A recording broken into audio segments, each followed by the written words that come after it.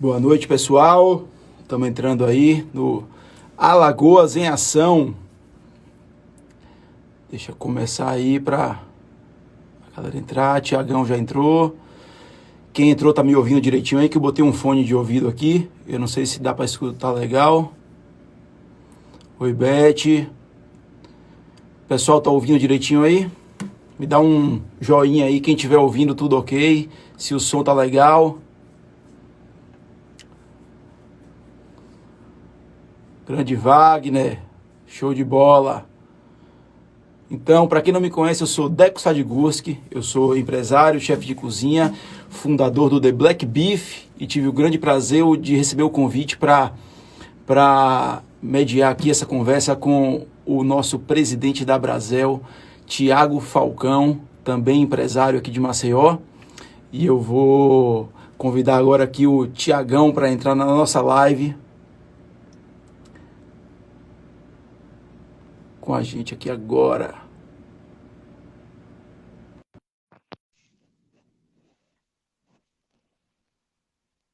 Convidei, esperando só ele aceitar. Opa, Deco. Beleza? Tá ouvindo aí Beleza? direitinho? Eu tô, tá tudo tranquilo. Deixa eu Pronto, só, massa. que eu fiz um armengue, vamos dizer assim. Na sua terra diz armengue, né? Não é armengue também. Não, na sua terra mesmo. Não, mas Salvador é armengue. Fiz um armengue aqui para segurar o celular, mas estamos pronto aqui. Tiagão, você quer se apresentar primeiro o pessoal aí, falar? Quero sim. Primeiro, obrigado. Convidei o Deco para ser o mediador, o Wagner pediu uma indicação. Eu acho que é uma boa pessoa, porque conhece o cenário da gastronomia e pode contribuir, né, dentro dessa live, com boas perguntas, com composição, né, o que for falado. Então, obrigado, Deco, por ter participado aqui junto com a gente dessa live da Record. E agradecer a Record pelo belíssimo trabalho que vem fazendo durante esse período, né, trazendo vários empresários e mostrando o funcionamento dos setores e as saídas, né, que a gente vai ter aí durante e pós-pandemia. Então, sou Tiago Falcão, presidente da Brasel, aqui em Alagoas. Estou no meu segundo mandato.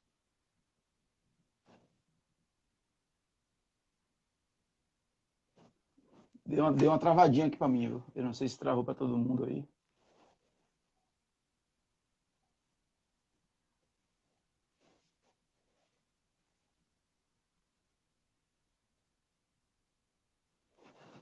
Tiagão, para mim tá travado aqui. Eu não sei se travou para todo mundo. O pessoal confirma aí.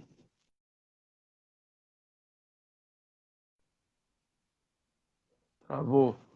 Saiu. Colocar ele de novo aqui. Só um minutinho. Vamos tentar mais uma vez aqui, que às vezes é o Instagram, às vezes é conexão. Pronto, conectando com o Thiago aí já. Deco, caiu aqui, tá me escutando? Estou escutando, ainda está conectando ainda, sua imagem não apareceu ainda não, vai aparecer, só um minutinho. Estou só com sua voz, ainda sua imagem ainda não está. Tá. Em paralelo eu já vou falando, né? Então, recebi esse convite, né, para poder participar e falar um pouquinho do nosso setor de bares e restaurantes aí durante esse período da pandemia. Então, estou à sua disposição para fazer seus questionamentos, suas perguntas, para a gente tocar mais sobre o tema. Acho que a imagem não voltou, né? Deixa só sua imagem aparecer, que eu acho que não sei se é só para mim que não está aparecendo. Não, até para mim aqui está parado. Né? Faz o seguinte, sai e comenta alguma coisa, o que eu vou te chamar?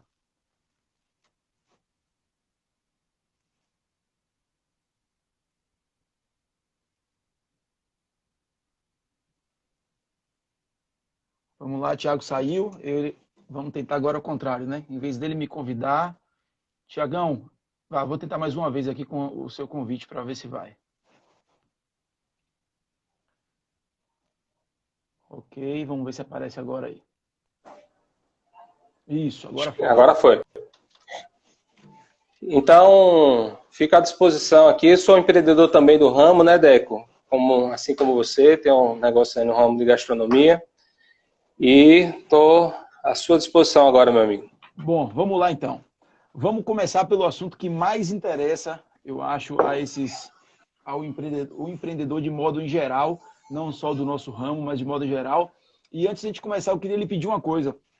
Quando a gente for falar algum termo técnico, vamos deixar um pouquinho mais mastigado, porque tem muito microempreendedor, tem muita galera que está iniciando, que está assistindo a gente e não tem tanto conhecimento, não tem tanta intimidade com esses termos e às vezes eles se passam, não entendem o que a gente está falando. Então, quando a gente fala de CMV, a gente dá uma traduzida, custo, mercadoria vendida e tal, para a galera entender um pouquinho melhor. Perfeito. Já aproveitando que eu falei do CMV, vamos começar por esse assunto que é diminuição de custos, que hoje é algo importantíssimo, é você enxugar o seu negócio. E de que forma você acha aí que está sendo feito por alguns restaurantes já? Qual é a forma que você tem adotado para o seu restaurante e o que você, como presidente da Brasel, tem visto que o pessoal está fazendo para reduzir esses custos aí e ajudar a diminuir esse prejuízo que a pandemia tem dado a gente? Uma ótima pergunta. Essa questão do CMV, na verdade, tem sido o grande diferencial para as empresas, né, que continuam operando aí dentro da operação de delivery, ou que criaram sua operação para isso, ou que continuaram aí dentro da operação que já existia, para manutenção aí com menor custo durante esse período. Então, o CMV, como você falou, é o custo da mercadoria ali vendida, e ela é inerente a alguns custos que a gente tem dentro da nossa operação, né? O aluguel, o custo em relação à água, à luz, telefone. Então, todos os custos que a gente tem que ser diluídos dentro dessas mercadorias e isso vai... né? Desperdícios, e isso vai dar ali o nosso custo real. Quando a gente fala CMV dentro de restaurante, geralmente a gente contabiliza mais a questão do valor dos insumos, né? Uhum. E a questão dos impostos, que giram ali em torno, vai depender muito do tipo de negócio, de 30% a 40%. Geralmente, essa é a média aí da realidade das pessoas. Só que a gente tem uma realidade muito diferente agora, né? Com o fechamento dos nossos salões, a gente perdeu boa parte da nossa receita que vinha de salão, quem já tem o funcionamento, ou como eu tenho um mestre cuca, que era só funcionamento de self-service, perdi toda a minha receita e me vi deparado aí com a possibilidade de ter que implementar delivery e crescer o delivery. Então, para esse crescimento, ele leva um tempo. Eu não vou ter a receita do que eu tinha no passado. Então, todos esses meus custos vão ter que se readequar para a minha nova realidade. Senão, o meu custo de mercadoria, aí, em relação ao faturamento, ele vai se tornar muito alto e eu vou ter um prejuízo muito grande. Então, esse é o primeiro passo que todos deram ali. Eu acho que a grande sacada foi quem percebeu isso logo no início, antes mesmo do decreto aqui em Alagoas, e tomar as providências dentro dos seus estabelecimentos, como a redução de equipe, foi um dos passos. Hoje, 30% dos nossos colaboradores já não estão mais dentro dos seus postos de trabalho.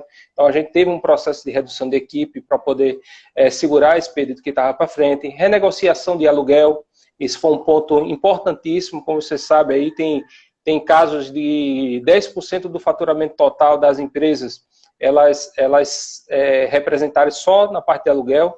E a gente falando de diminuição de receitas, pode representar 20% ou 30% de repente. Então, a gente teve um passo muito forte sobre essa questão de redução de aluguel, reduzindo 30%, 50%, dependendo das negociações. Então, isso foi algum dos pontos. Então, prestadores de serviço, eu presto serviço para alguns estabelecimentos aqui como consultoria. Eu vi que um cliente meu entrou aqui. A gente fez um processo do mesmo jeito com prestadores de serviço, em termos de redução de custos, contabilidade pedindo desconto, sentiu assessoria jurídica pedindo desconto, ou em alguns casos pedindo até suspensão durante esse período. Então, quem teve a expertise de conseguir correr mais rápido em relação a essa redução de custo, ele conseguiu diminuir um impacto forte aí desses primeiros meses. Eu avalio que março e abril foram os 2 piores meses para quem estava ali dentro da crise, porque foram os meses de adaptação. Então, quem conseguiu ali dentro de março fazer uma reação rápida, o impacto foi muito menor quando chegou abril. Março foi inevitável para qualquer pessoa, porque por mais que a gente tomasse uma ação ali no dia 10, no dia 15, quem foi ainda futurista e preveu uma coisa mais forte à frente, a gente sabe que a gente foi deparado assim, com a ruptura em termos do movimento de forma assustadora, né? Você vê, a gente paralisou aqui as atividades no dia 21, se eu não estiver enganado, de março, e a gente já teve uma representatividade de baixa de faturamento médio das empresas aqui de mais de 70%. Então, foi algo fora do comum. Então, o CMV é algo extremamente importante dentro de vários restaurantes, principalmente agora dentro desse momento, porque você precisa conhecer muito o custo do seu produto. Então, ter essas informações de quanto custa realmente o seu produto, taxar corretamente a questão dos impostos em cima dele, porque é algo que você vai ter que pagar, mesmo que agora você possa ter a previsão legal de deixar sem pagar os impostos para pagar depois, em algum momento você vai ter que pagar esse valor. Então, fazer os custos, ele é fundamental. E quando a gente fala dentro desse mercado agora, principalmente de delivery, né, Débora? Porque a gente sabe que delivery termina sendo muito agressivo e baseando muito nessa questão de descontos e de valores promocionais. Se você não tiver muito na ponta da língua, não for aquela conta de padeiro, né, que a gente diz, comprei o quilo da carne tanto, foi 100 gramas e deixa de desconsiderar o molho que botou ali, o pão que deixou de botar, o alface. Então, essa informação é muito importante para a tomada de decisão e manutenção do seu negócio. Certo. E o conhecimento desse número, o microempreendedor, o empresário, ele tem esse conhecimento dos números do negócio dele. Você acha que é importante ele compartilhar esse conhecimento de números com os funcionários dele também, para que eles entendam o que está acontecendo, tipo, ser uma relação bem honesta entre eles?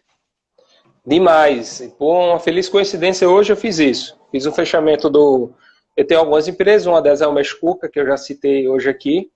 E o Mestre Cuca, por não ter a operação de delivery aplicada a ela, a gente fez um processo de um novo delivery, de captação de clientes. Então, um processo lento. Hoje eu consegui recuperar 40% do meu faturamento, que eu saí do 0 para 40%, foi algo, em meu ponto de vista, incrível, mas que ainda representa um prejuízo grande em relação aos custos inerentes a aluguel, mesmo negociados, e todo o custo que tem em relação à operação. Então, hoje, eu chamei a minha equipe justamente para explicar sobre isso, né? Os custos em relação à questão dos pratos, a importância deles seguirem as indicações das pesagens que estavam ali corretas. Eu fiz um comparativo com 2 itens apenas. Se eles tivessem seguido, quanto a gente teria economizado em relação a isso, de quanto representava, qual foi o planejamento em relação à empresa durante esse período da pandemia, o que é que a gente usou de recurso pessoal, do que a gente pegou de empréstimo, o que é que a gente tem ainda de disponível. Isso foi eu acho que é muito importante para que eles entendam e colaborem, ajudem a gente durante esse período, né? Porque quem está na linha de frente, realmente produzindo, fazendo, descascando a batata todo dia ali, preparando a carne, dizendo se tem 150 gramas ou 200 gramas, são eles. Uhum. Então, é muito importante que a gente esteja muito próximo a isso. Lá no Black, a gente faz uma coisa bem bacana. A gente, além de colocar eles a par desse conhecimento numérico aí de CMV, de tudo, a gente faz uma premiação baseado no que eles economizam. Então, se... a gente tem 3 critérios, que um é uma avaliação interna, o outro é o Net Promoter Score, que é aquele totemzinho quando você sai, você dá uma nota para o produto, para a loja, enfim. Esse você usa desde o início, né? Bem legal. Desde o início da loja a gente usa. E é uma coisa muito legal isso aí, bicho. Dá um feedback muito bom para a gente. E o outro critério é o CMV. A gente soma esses 3 critérios, a avaliação do totem, uma avaliação interna feita entre eles e o CMV, que a gente fala para eles, o CMV da loja tem que chegar em tanto por cento. Então, vocês têm que economizar, vocês não podem desperdiçar, vocês têm que fazer a quantidade correta para que, no final, essa notinha do CMV conte com as outras 3 e vocês ganhem a bonificação. A gente bonifica R$4.000 por loja, sendo R$1.000 do gerente e R$3.000 dividido entre os funcionários. E isso funcionou demais. Diminuiu muito o nosso desperdício, muito. E você falando agora, Deco, me veio aqui na cabeça também, fora essa questão do compartilhamento, na importância dos proprietários entenderem os seus números. Então, saber, vamos supor, se você tem um restaurante japonês, provavelmente o seu CMV dependendo de como você precifique ele ali, ele vai ser um pouco mais alto do que um outro restaurante que tenha um produto mais barato em termos de custo, e mais barato em termos de uma pizzaria. Vamos dar um exemplo. Um CMV de uma pizzaria deve ser diferente de um CMV de um restaurante japonês, Claro, justamente claro. pela questão dos produtos que você está utilizando. Então, os proprietários saberem essa relação de qual é a realidade do seu estabelecimento, de fazer essa informação mensal ou até mesmo semanal, porque CMV dá para a gente fazer de forma semanal, Isso, dá. ela é muito importante. Fora chatinho, isso, mas dá. Dá sim. Fora isso, toda a questão de controle, procedimentos de padronização, de como você seguir. Eu tenho uma loja de sushi de R$1 que a gente tem lá em Salvador, Recife, com franqueado, e Aracaju, e aqui em Maceió. Então, essa loja ela é muito baseada justamente nesses indicadores. Toda semana, esses indicadores são fornecidos a todos os colaboradores para a gente ver de que forma a gente está performando naquela semana. Se a gente baixou, aumentou o movimento, se o nosso CMV passou do que era o correto. Então, se passou, na outra semana a gente pega forte para poder a turma equalizar e a gente manter sempre uma média, né? Porque sushi de R$1, ele só tem lógica se você conseguir fazer um controle 100%.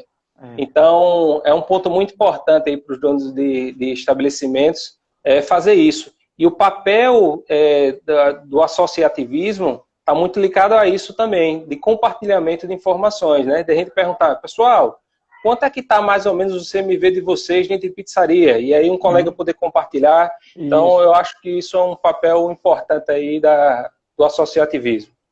Principalmente nesse momento, né? Tem que esquecer a concorrência e se unir aí, cada um ajudar o outro, para todo mundo sobreviver, é isso aí.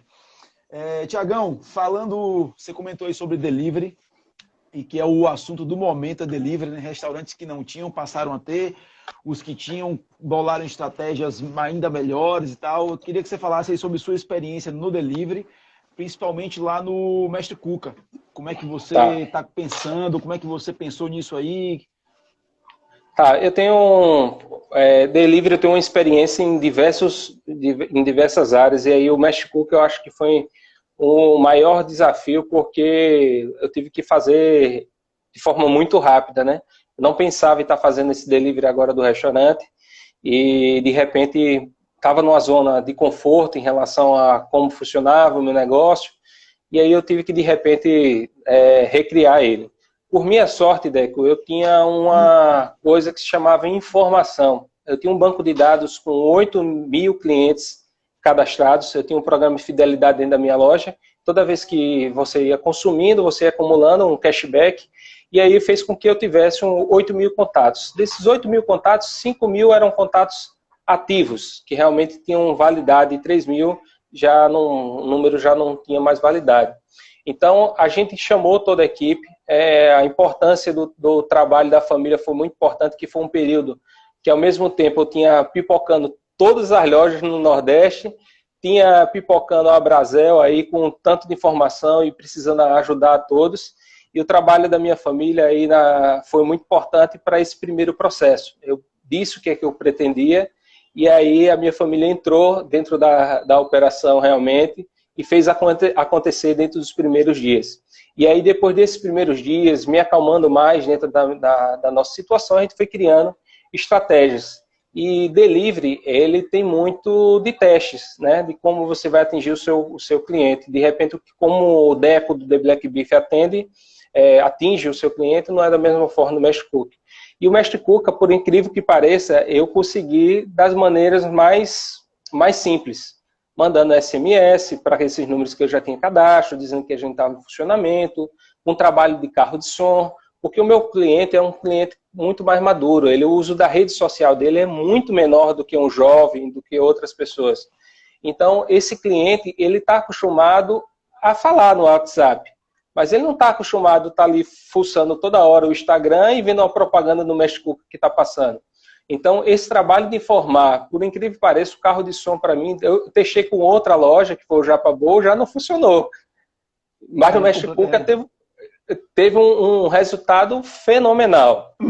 É incrível como tem esse termômetro que muda de um detalhezinho de negócio para o outro, é completamente diferente. A ação que você tem que fazer é completamente diferente. Exatamente.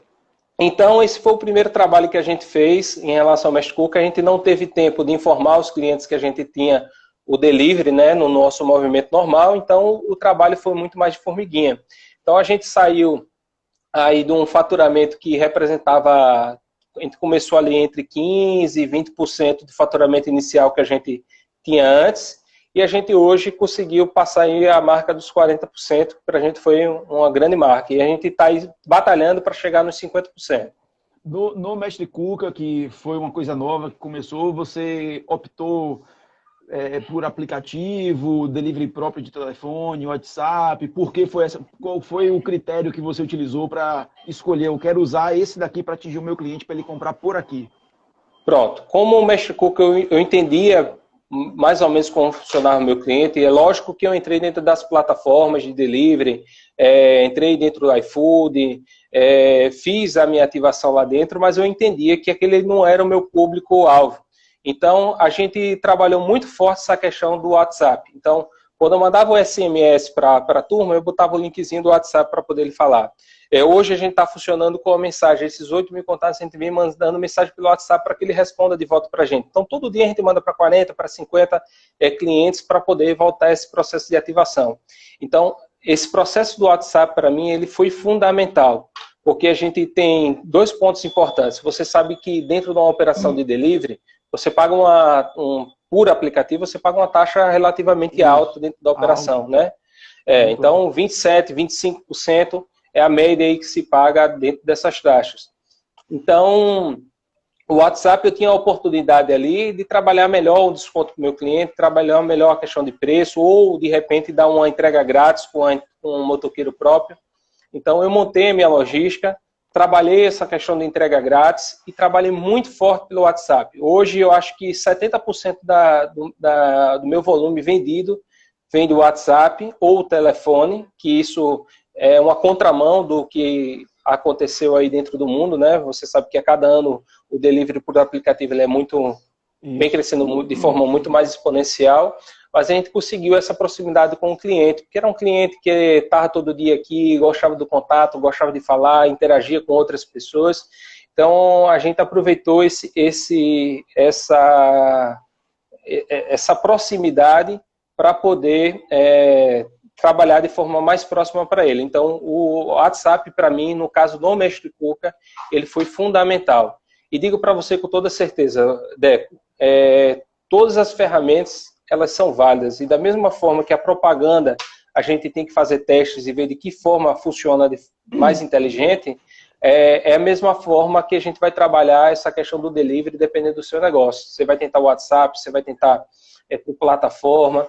Então, às vezes você vai ter a comodidade da plataforma. Se você for exponencial, como o OneSushi, que é exponencial, a venda com volume alto, talvez não seja interessante para mim ter um delivery com um entregador próprio, ter tanta proximidade, precisa ser uma coisa mais mecânica e mais rápida em termos do seu atendimento. Então, talvez para mim, num negócio como esse, é muito mais inteligente utilizar de forma absoluta a plataforma de delivery por aplicativo do que propriamente estar fazendo esse contato direto.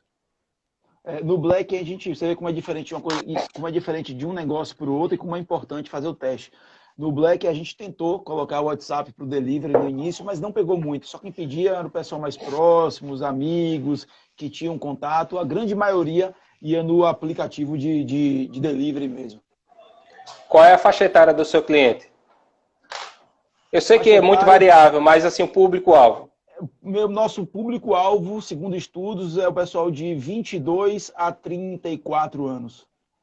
Totalmente digital, aplicativos. Exatamente. É a galera prática, de praticidade, tá? Porque chega lá, eu pedi, já pagar no cartão de crédito, só pegar e entrar em casa, nem precisar pagar nada na hora. Realmente, isso é verdade. Queria que você falasse um pouquinho para a galera aí sobre a experiência no ambiente como um fator chave para a fidelização. Deco, a gente está entrando agora num período, né, que pode ter pós-pandemia, o retorno dos clientes à casa, e a gente vai precisar de muita inteligência para poder manter esse cliente e para poder convidar de novo esse cliente. Então, a experiência ela vai fazer toda a diferença para a permanência desse cliente, para o retorno desse cliente. Então, a gente pode começar com experiência desde o uso de tecnologia, até facilitando no processo de confiança desses clientes, né, que devem retornar.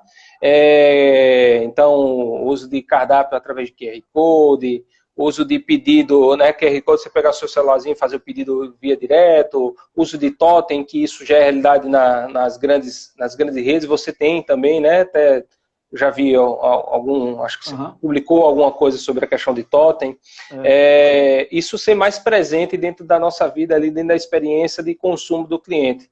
Mas isso vai além disso, isso vai desde do cheiro que vai estar dentro da sua loja, o formato, como você está arrumando, a ambientação desse seu estabelecimento, um detalhe que você bota junto com o seu prato ali junto que você está servindo. Então, essa experiência ela vai ser muito importante para esse processo de fidelização e reconquista desse cliente. É quase uma mensagem subliminar, né? Que você deixa na cabeça do cliente. Quando ele entra, ele tem que sentir aquilo sem perceber e gostar. Exatamente, exatamente.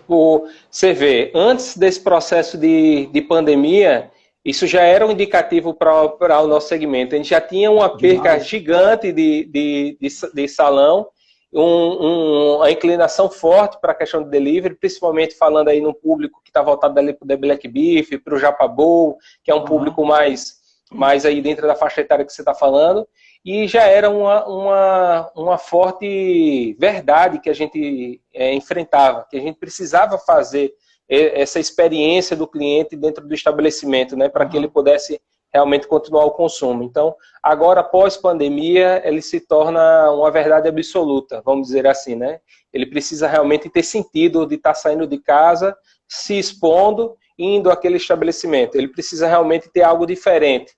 É como você chegar, vou dar um exemplo, num Bom Van, tá uma luzinha baixa, um climazinho legal, a temperatura do ar-condicionado da forma certa, uma musicazinha tocando que seja o clima daquele ambiente. Então, quando você quer tomar um vinho, você, vou tomar um vinho em casa, ou eu vou curtir e ter aquela experiência que aquele local me proporciona. Perfeito. Então, vai nesse sentido também.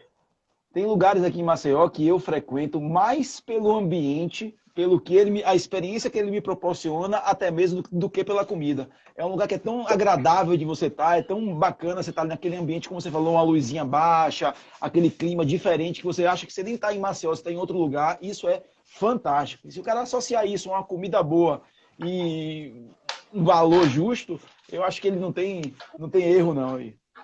Verdade, verdade. Então, acho que isso é um fator determinante aí para nossa retomada, esse processo de experiência dentro dos estabelecimentos. Show de bola.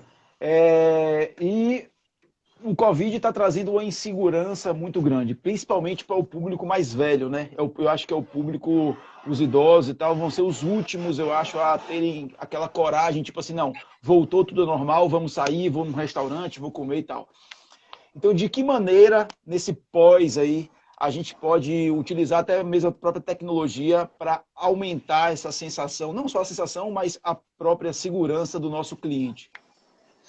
Deco,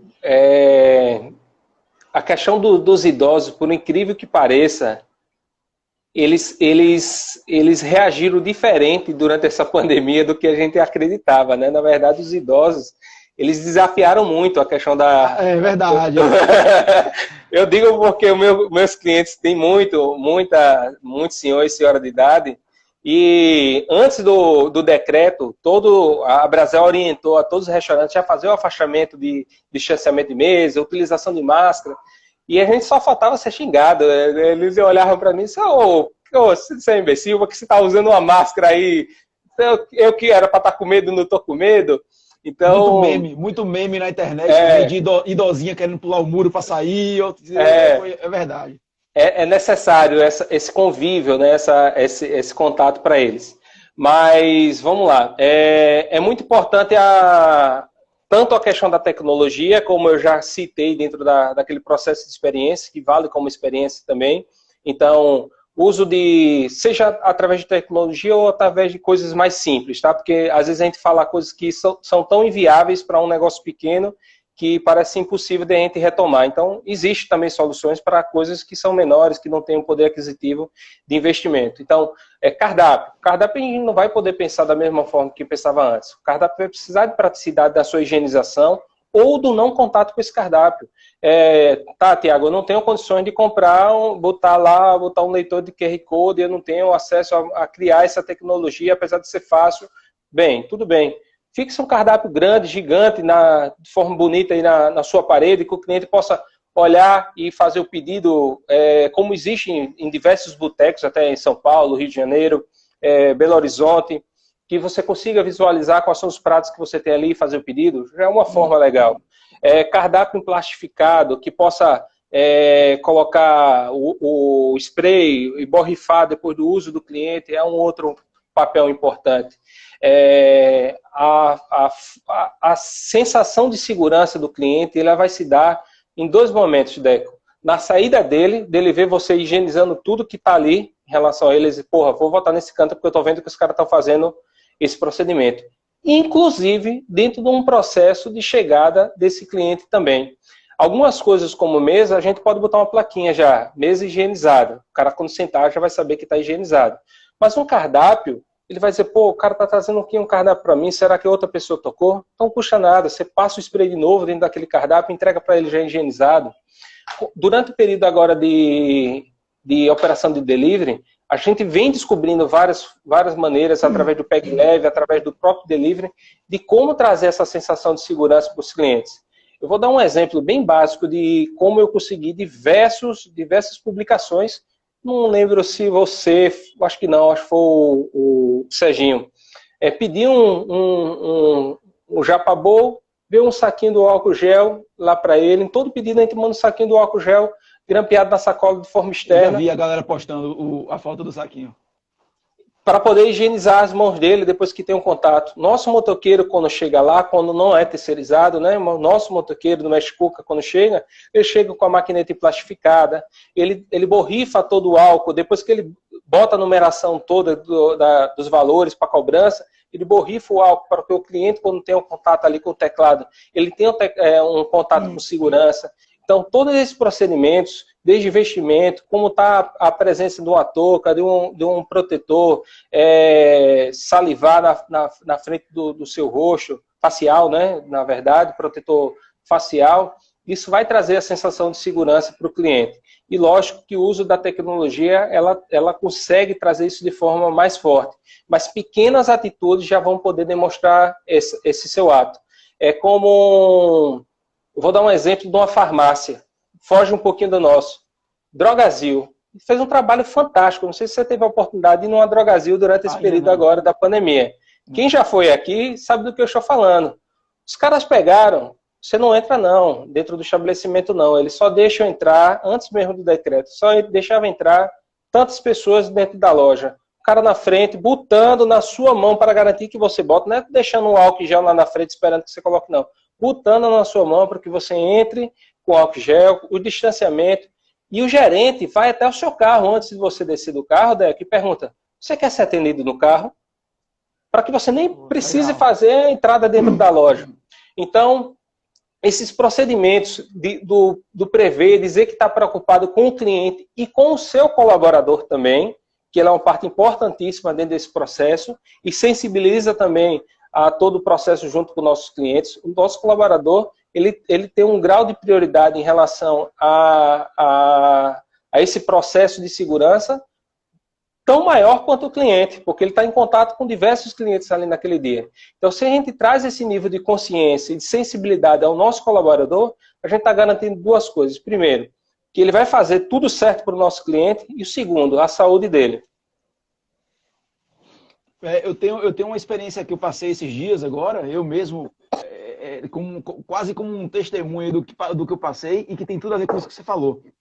Eu estava na porta de uma loja de brinquedos, estava esperando um pedido meu de uma outra loja, e aí nessa loja de brinquedos eu parado com o carro bem em frente a ela, eu estava tendo acesso visual total à loja, e aí eu comecei a observar, enquanto eu esperava o meu outro pedido da outra loja, eu comecei a observar que a funcionária dessa loja de brinquedos, de criança, toda hora ela saía, na volta, ela borrifava álcool na maçaneta, dentro e fora, e ela fez uma entrega para um motoboy fazer um delivery de um brinquedo. Na hora da entrega do motoboy, ela pegou a sacola, borrifou álcool na sacola toda, borrifou álcool dentro, entregou pro cara, borrifou de novo na maçaneta, abriu e borrifou de novo, e eu só observando, eu falei, rapaz, velho, o negócio foi tão bom, me deixou tão seguro, que eu não ia comprar brinquedo. Aí tinha na porta deles, tinha lá, atendemos também pelo WhatsApp. E aí eu botei o WhatsApp na hora do celular e acabei comprando um brinquedo enquanto eu esperava, comprei para minha filha um brinquedo enquanto eu esperava a minha entrega da outra loja. Então só por isso, só porque eu vi aquela segurança toda, a menina, tipo assim, era uma coisa tão consciente dela que você via que não era forçado, não era algo que, tipo assim, que ela estava sendo obrigada a fazer aquilo e tal. Era natural dela. Ela, antes de pegar na maçaneta, borrifava, abria a porta, depois que fechava, borrifava de novo. Então aquilo me trouxe uma segurança tão grande que eu acabei comprando naquela hora sem nem estar ali para isso. Você vê, ela estava preocupada não somente na saúde dela, né? Porque ela borrifou a embalagem do que estava indo para o cliente. Estava preocupado no que estava sendo levado ao cliente. E aí, realmente, quando a gente consegue fazer esse envolvimento da equipe. Isso é extremamente importante. Um ponto também importante, para acrescentar, é sobre a parte de meios de pagamento. Isso a gente já vem vivendo essa mudança dentro de delivery agora. As plataformas de aplicativo pararam de receber dinheiro, pararam de receber cartão de crédito e débito fisicamente, e hoje só recebe de forma online. Isso, na verdade, é uma tendência. Lógico que tem alguns clientes nossos que estão bem chateados com isso, porque estão com dinheiro na hora para fazer a compra, ou que estão cartão, então ceifar essa possibilidade de uma hora para outra, para eles também tem o seu peso. Mas é uma mudança e tendência dentro da mudança de comportamento do consumidor. Então, coisa simples. Dentro desse processo da tecnologia, de você criar um cardápio virtual. Hoje tem uma empresa em Maceió que está botando em diversas lojas a aplicação para delivery, e ela vai se tornar cardápio virtual já agora dentro desse processo dos próximos dias. Então, o objetivo é que o cliente chegue lá, faça o pedido como se fosse um sitezinho, você fez o cadastro, fez o pedido lá, do que o atendente veio à sua mesa, entregou o pedido, você faz o pagamento via online ali. Para quê? Porque você não tem que tocar em nada do estabelecimento. Os estabelecimentos que ainda não têm maquinetas com a tecnologia de aproximação, eles precisam se providenciar, porque isso já é a realidade. As pessoas já chegam com o telefonezinho, chegando perto assim, para poder... Isso não era a nossa realidade há pouco tempo. E hoje você tiver uma procura enorme em relação a isso. Já dentro desse assunto aí da impessoalidade de atendimento, eu vou colocar uma pergunta que colocaram aqui, ó, que a Sara colocou para você responder aí, ó. Vocês acham que o serviço será mais impessoal com tudo isso que tem acontecido aí? Eu acho que não, tá? Eu acho que tem sim o processo do impessoal, o próprio aplicativo, esses marketplaces, o crescimento, ele tende a crescer. Pra vocês terem uma noção desse crescimento. O iFood em fevereiro e em abril. Em abril, ele fez um investimento enorme, gigantesco, com promoções de R$1, promoções de R$5 em pratos subsidiados para poder conseguir atingir metas. E aí, durante esse período da pandemia, é esperado que exista um consumo, mas não esperava que ele ainda continuasse no processo de aquecimento, porque foi um negócio absurdo o que eles fizeram. E eles conseguiram ainda passar o processo depois de tanto investimento que eles tinham antes. Então, a gente está entrando, acelerando aí, eles fizeram um processo de captação do que eles acreditavam que ia ter de captação de restaurantes. Até o final do ano, eles fizeram só dentro do mês de março e abril. Eles conseguiram captar o número de restaurantes que eles acreditavam que ia captar até o final do ano. Isso mostra que, lógico, que foi muito sobre a questão do distanciamento social e tudo, mas tanto esses restaurantes que entraram nessa modalidade de delivery, quanto clientes que vivenciaram isso pela primeira vez, tendem a ficar ainda dentro dessa modalidade, tendem a usar, não de forma completa. Mas eu ainda acredito, não é que não possa intensificar essa questão do impessoal, mas eu ainda acredito muito que o ser humano é feito de relações, e que o quanto antes, o quanto mais rápido a gente se sentir seguro, a gente vai começar a voltar essas relações de forma muito intensa. Lógico que procedimentos que a gente tinha antes, a gente vai ser mais cautelosos. Lembro que na Europa, as pessoas já se preocupavam, durante o período de frio, daqueles buffets que tem em alguns pubs, que faz os mini buffetzinhos de frio, não sei o quê. Porque quando era período de frio, o pessoal sabe que está gripado, então a tendência é muito maior. Eu lembro uma amiga da minha esposa comentando, pô, esses bifezinhos no período de inverno não é legal, você pode pegar uma gripe. Então, esse nível de consciência vai mudar em relação a gente, as práticas devem mudar, mas as relações, eu acho que elas devem continuar, sim, as pessoas necessitam em relação a isso. A gente vê na própria Europa agora, nos cantos que voltaram, do retorno das pessoas às ruas, a parques, a praias, locais onde a gente faz essa interação, né? Verdade. E já também pegando o gancho do que você falou de aplicativos, de tecnologia, a Sara até lembrou aí que era o que eu ia falar, porque a gente tem entrado nisso, a gente entrou agora principalmente em um que é o Mercado Pago. Existem muitos aplicativos que a galera desconhece, tanto o cliente quanto o empresário também desconhece, que são aplicativos fantásticos. Esses de cashback que você compra e você tem tantos por cento de retorno na sua compra para você utilizar em algum site ou até jogar o dinheiro na sua conta. Isso eu acho que é uma tendência absurda e que todo mundo já teria que estar aderindo. Esses aplicativos de caixas eletrônicos, né? Uhum. A gente tem no Mestre Cuca, que foi o responsável por tanto contato, já um sistema de cashback que era particular, era lá do estabelecimento, toda a compra que você fazia, ela ficava lá no saldo virtual, na 11ª você ganhava o acumulado lá do total que você tinha. Mas acho que foi ontem eu vi, acho que foi Mercado Pago, um voucher de R$20, eu não lembro, do The Black Beef, não lembro. Não, acho que foi no Mercado Pago, não tenho certeza. E ela é muito importante, sim. Você vê o AMI deve estourar também, um outro aplicativo de cashback aí muito forte a nível Brasil, AMI Digital, né? AMI Digital, PicPay. O PicPay é maravilhoso. PicPay, o áudio tá melhor? Só para confirmar aí. Que tá perfeito. Tá ok? Tranquilo. Tá melhor agora, pessoal? Acho que foi o casaco que estava abafando. O PicPay é fantástico, bicho. Eu utilizo muito esses aplicativos. O AMI, PicPay, It, Recarga Pay, Mercado Pago. São aplicativos fantásticos que todo empresário deveria aderir. E quem não é empresário, quem é só cliente, tem que baixar para vocês usarem. Porque não é só compra com a gente, não, em gastronomia. É compra de internet. Toda compra de internet eu uso. Tem o Melius. O Melius é, para mim, um dos melhores. Melius conheço não. Pô, o Melius é fantástico. O cashback do Melius é em dinheiro. Você pode jogar na sua conta bancária, o cashback. Bancária. Aí você vê a importância, né? Eu, às vezes, tomo uma decisão em relação à compra por conta do cashback.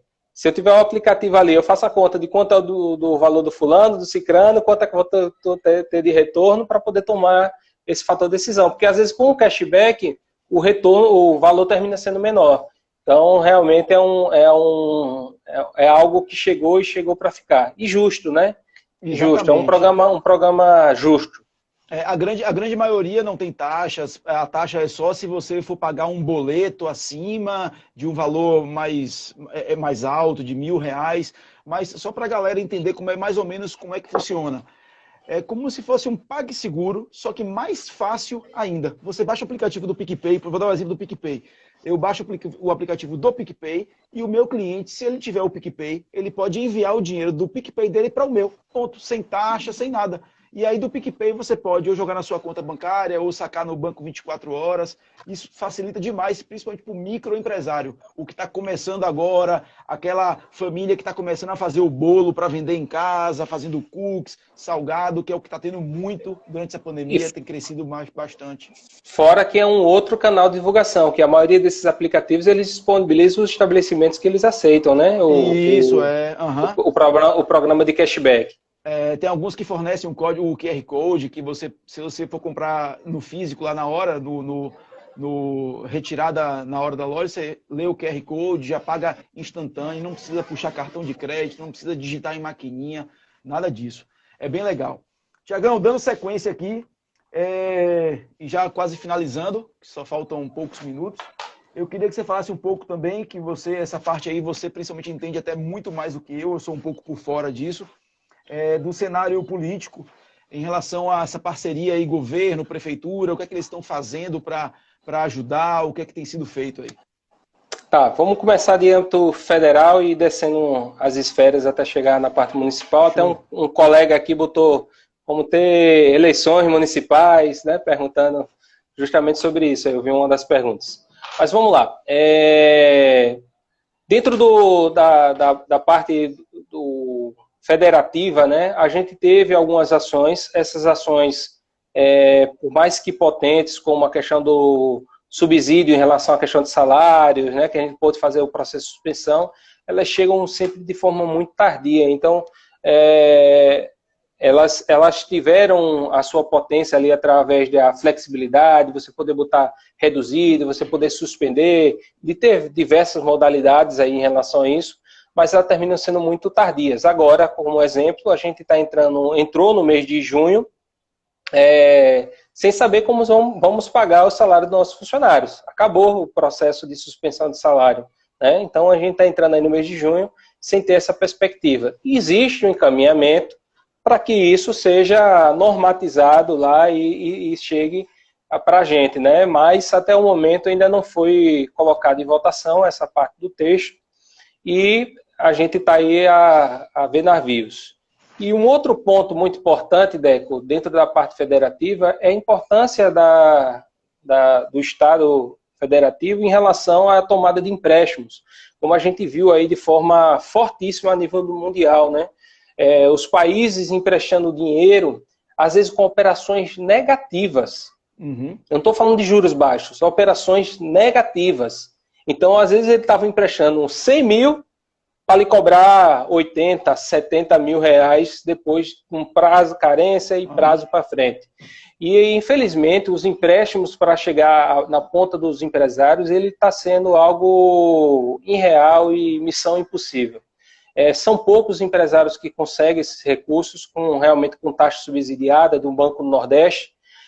Todos os outros bancos, o que eles têm de carteira são juros muito altos, de 1 e pouco, de 1,5%.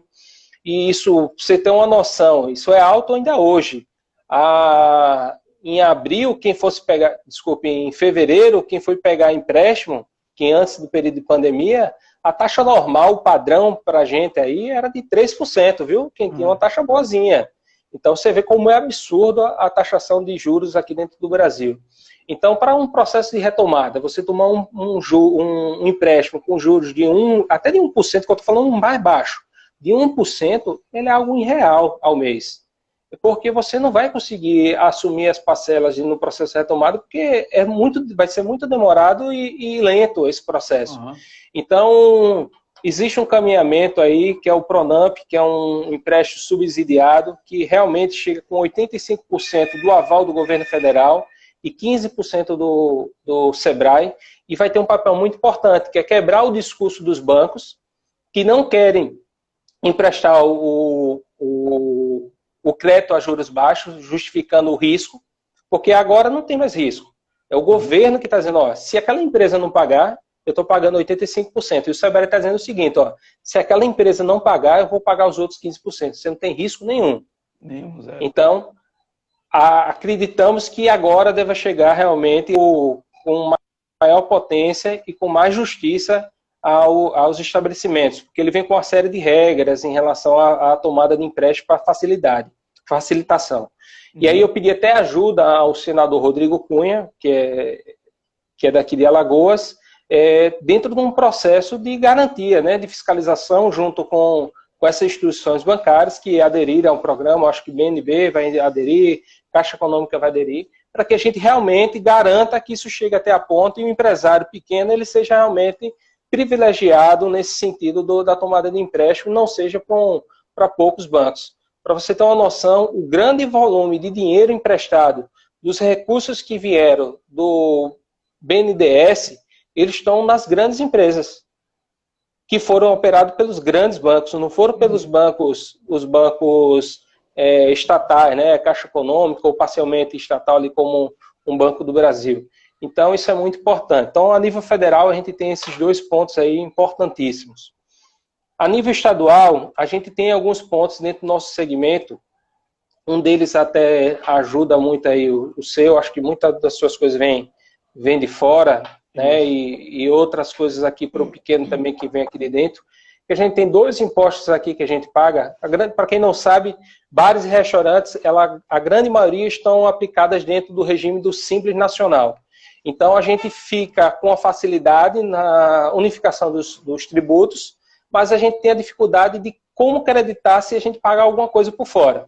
Então, existe um imposto chamado ST, que é substituição tributária, que é aplicado aqui em queijos, derivado de queijo, carne, mercadorias que circulam dentro do nosso estado, e outros que é de antecipação tributária, que é coisas que a gente compra fora, porque não tem um fornecedor, ou porque um fulano é mais competitivo fora, a gente tem que comprar fora, e aí a gente tem que pagar uma antecipação tributária. Quem está fora do regime do Simples, ele consegue se creditar disso depois. Quem está dentro do Simples, ele não consegue. Para você ter uma noção, Deco, da importância da resolução disso dentro de um processo de retomada, a última pesquisa que a gente fez para empresas do Simples, isso representa mais ou menos 3% do seu faturamento total. Você imagine para você, dizer, Deco, amanhã você vai ter 3% a mais no seu faturamento.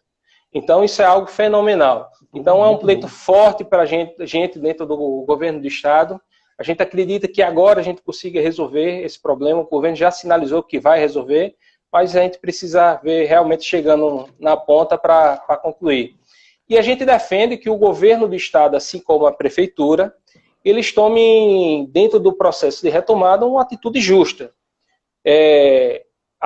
Bares e restaurantes, eles vêm sendo muito compreensíveis ao momento que a gente vem vivendo, ou que a sociedade vem vivendo, colaborativos em relação a esse cenário, e a gente sempre fala que o governo do Estado e a Prefeitura, eles devem ditar qual o período de retomada através de parâmetros. Então a gente precisa de 2 coisas importantes, que seja divulgado de forma ampla quais são esses parâmetros no processo de retomada, quando é o momento desse processo de retomada, e o segundo ponto, que cada setor, como está sendo desenvolvido agora, ele já explique de que forma deve acontecer para esses setores, porque vai ter modificações que você vai precisar do seu setor, que você vai precisar de qualificação para a sua equipe, modificações físicas e estruturais, você pensar no seu modelo de negócio, de como funcionar. Então a gente defende que dentro de um processo de abertura, quando chegar esse processo de abertura, que a gente seja contemplado desde o primeiro dia a esse processo de abertura. Vamos lá que o governo entenda que é dia 15, dia 10, dia 25, dia 20, o dia de abertura do comércio. Que a gente já esteja dentro desse processo de abertura para que a gente vá acompanhando gradativamente com redução. Se a gente acha que não, se eles acham que não dá para um funcionamento totalitário, que a gente diminua. A cada 3 meses, uma só fica ocupada, 2 fiquem livres, a gente vai ter uma ocupação de 30%. Depois de 10, 15 dias, a gente aumenta isso para 50%. Depois a gente passa para 70% e 100%, de acordo com que a saúde também vá dando sinais que dá para a gente tomar passos mais firmes para frente. Então, a gente defende esse processo. E eu estou falando isso aqui porque é um processo muito importante, que a gente teve uma declaração hoje, inclusive estive com o prefeito conversando sobre isso, no passado, através da prefeitura, dizendo que achava que bares e restaurantes deviam ficar por último dentro do processo. E eu fui trazer para eles, justamente, prefeito, a gente inicia o nosso negócio falando em boas práticas de manipulação. Todos os nossos colaboradores são treinados a lidar com bactérias e vírus. A nossa essência já é cuidar desse assunto. A gente cuida disso no nosso dia a dia. Se existe um setor que está preparado para um processo de retomada, é o nosso, Deco.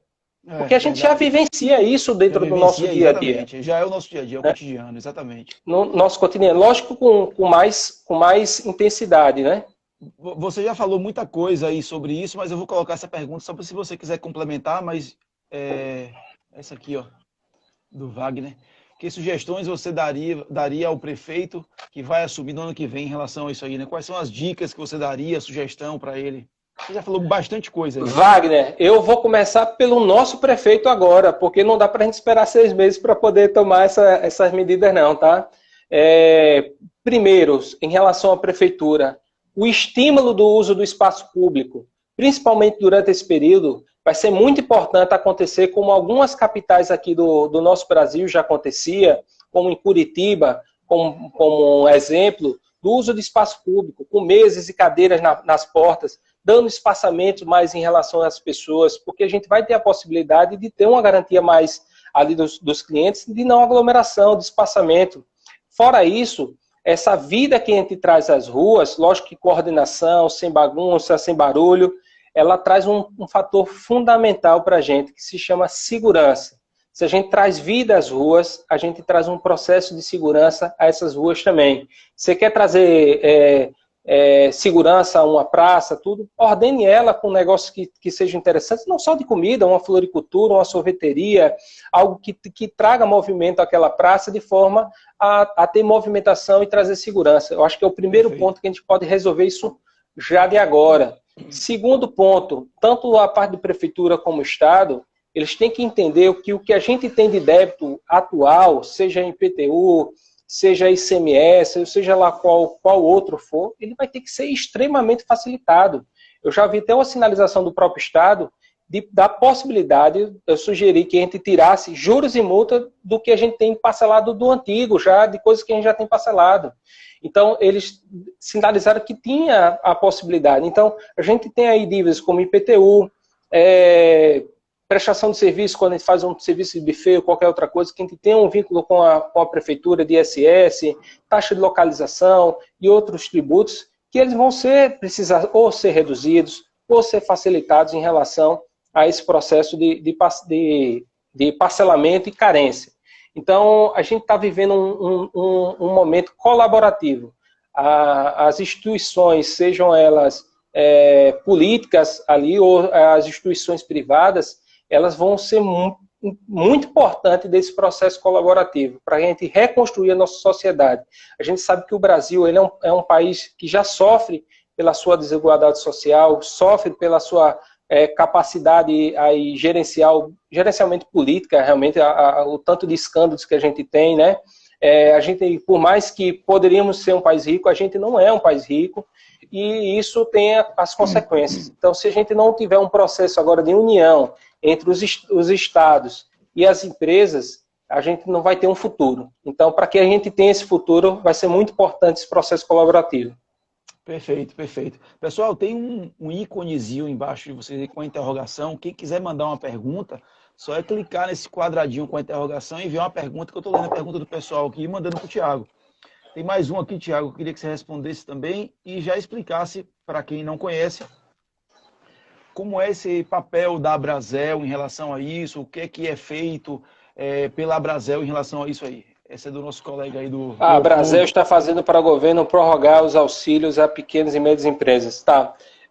Leopoldo, a Abrazel ela teve um papel, Leopoldo, associado nosso, de uma família maravilhosa. É impressionante como todos eles são extremamente educados e gentis, né? Uma família muito bacana. Né? E parecidos. A genética ali não, não muda, são iguaizinhos. A Abrazel, ela tem sido um protagonista nesse sentido desse auxílio desde da sua primeira concepção. E não diferente agora, a gente vem trabalhando de forma muito forte para manutenção.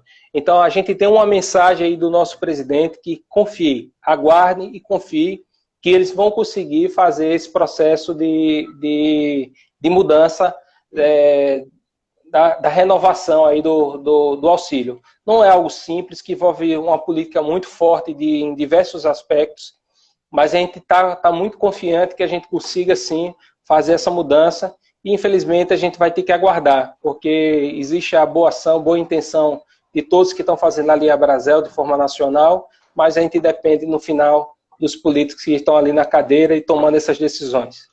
Perfeito. Falta 1 minuto para a gente encerrar. Se quiser deixar uma mensagem para o pessoal aí, fique à vontade. Pessoal, obrigado por ter me convidado para mediar esse papo aí. Show de bola. Um beijo para todos. Tiagão, a palavra é sua aí. Então, agradecer também a todos que estiveram aqui durante a nossa live. Deixar à disposição a Abrazel. É um canal realmente de troca de informações em relação aos proprietários.